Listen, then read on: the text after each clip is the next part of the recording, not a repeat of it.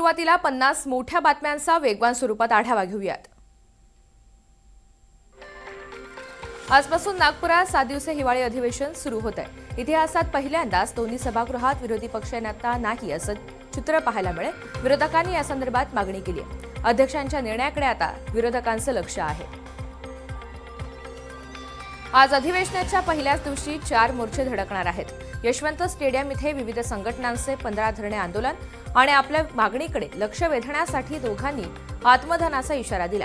विधिमंडळात सत्ताधारी आणि विरोधक यांच्यामध्ये राजकीय संघर्ष पेटलेला असताना दुसऱ्या बाजूने जनतेच्या मागण्यांचा आगडोंब उसळणार आहे। अमरावतीच्या तिवसा मतदारसंघाचे आमदार राजेश वानखेडे हे विविध मागण्या उपस्थित करणार आहेत।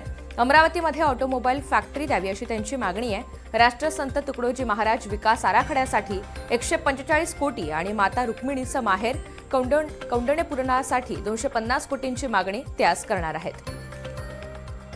अधिवेशनाच्या पूर्वसंध्येला विरोधकांकडून चहापानाच्या कार्यक्रमावर बहिष्कार घालण्यात आला आणि त्यानंतर मुख्यमंत्री देवेंद्र फडणवीस आणि उपमुख्यमंत्री एकनाथ शिंदे यांनी पत्रकार परिषद घेतली।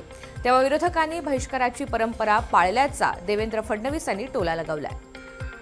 काँग्रेस नेते विजय वडेट्टीवार यांनी पत्रकार परिषद घेत सरकारच्या चहापानावर बहिष्कार टाकणार असल्याचं सांगितलं। विकासाला आणि कामांसाठी निधी दिला जात नाही। राज्यात भ्रष्टाचार फोफावलेला आहे। दोन्ही सभागृहात विरोधी पक्ष नेता नाही, संविधानावर अविश्वास दाखवत आहेत आणि त्यामुळे चहापानावर आम्ही बहिष्कार टाकलाय असं त्यांनी सांगितलं।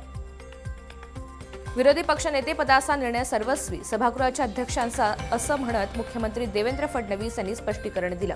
तर विरोधी पक्षनेतेपदासाठी आमचा विरोध नाही। उपमुख्यमंत्री शिंदेंनी विरोधकांच्या मागणीवर हे भाष्य केलंय। देवेंद्र फडणवीस यांनी उद्धव ठाकरे इंडिगो विमानानं येत नाहीत आणि त्यांच्या खासगी विमानाला काही अडचण नाही असं म्हणत उद्धव ठाकरे यांच्या अधिवेशन उपस्थितीवर टोला लगावला। मव्याच्या काळात उपमुख्यमंत्रीपद घटनाबाह्य होतं का असं विचारत उद्धव ठाकरेंच्या टीकेला शिंदेंनी प्रत्युत्तर दिलं। तर अधिवेशनाला पूर्ण वेळ तरी बसा असा सल्ला सुद्धा दिला। पुढील वर्षी होणाऱ्या अमरावती विभागीय शिक्षक मतदारसंघ निवडणुकीची शिंदे गटाकडून जोरदार मोर्चेबांधणी केली जाते। अमरावती विभाग शिक्षक मतदार नोंदणी प्रमुखपदी उपेंद्र पाटील यांची नियुक्ती करण्यात आली आहे। सर्व घटकांमधील शिक्षकांना एकत्रित घेऊन पक्ष संघटना मजबूत करण्यासाठी आपण काम करणार आहोत असा विश्वास त्यांनी व्यक्त केला। भारताचं राष्ट्रीय गीत वंदे मातरमला 150 वर्ष पूर्ण होतात आणि या निमित्तानं संसदेच्या दोन्ही सभागृहात एका विशेष चर्चेचं आयोजन करण्यात आलं। आजपासून लोकसभेमध्ये या ऐतिहासिक विषयावर सविस्तर चर्चा सुरू होईल। या विशेष सत्राची सुरुवात खुद्द पंतप्रधान नरेंद्र मोदी करणार आहेत।